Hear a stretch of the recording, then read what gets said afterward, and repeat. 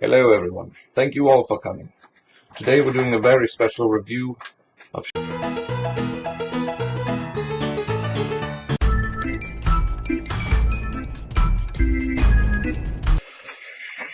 Head is shaved.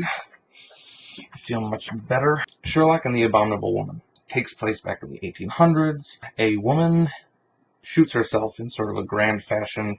She shoots two revolvers down at citizens in the street but then later that evening somehow manages to show up to shoot her then ex-husband. So he takes on this case.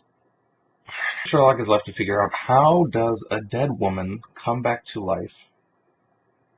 I was expecting that this was just going to be a different case, that they had taken the characters that we are familiar with and just simply put them back in the sort of time in which they originated and done a case. But because in the third series Moriarty comes back to life, Sherlock is relating this case to the case of Moriarty.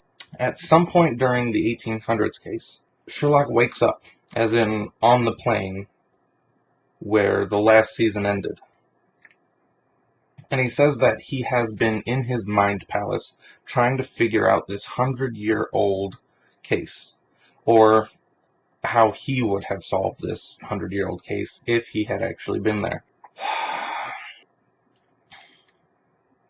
So what we have is then this almost Inception-like going back and forth between the case, which is the case which takes place with the Abominable Woman, and all this drama centering around Sherlock, who's trying to figure out this case from a modern perspective. At one point, even being where it's modern Sherlock, but then we have him waking up from that as well. It doesn't make any sense.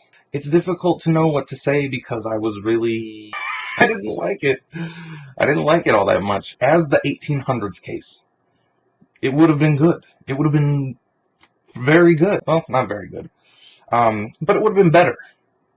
But adding this sort of modern, like I said, dreamlike, Inception-like factor just completely made no sense, and it was annoying. Now, aside from that, they had really odd, almost childish transitions between scenes. They made Watson pretty much a dope. There are times where he just honestly acts like a moron. It's just so confusing, partly because something that prides itself on respecting the source material. So to then deviate from that so much in so many ways.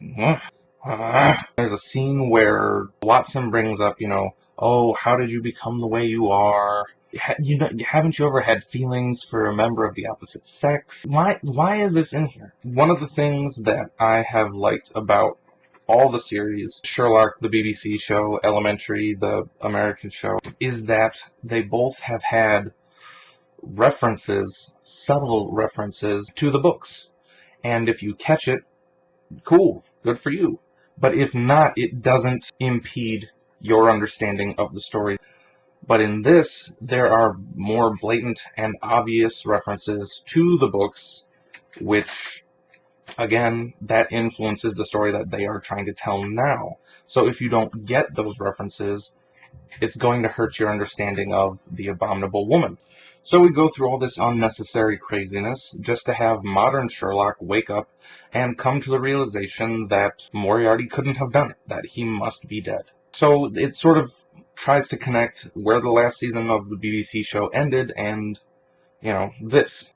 So then I did my research because I was confused and found out that the Abominable Woman has nothing whatsoever to do with influencing the BBC series, which makes adding the modern twists to what should have just been the 1800s case of the Abominable Woman even more confusing.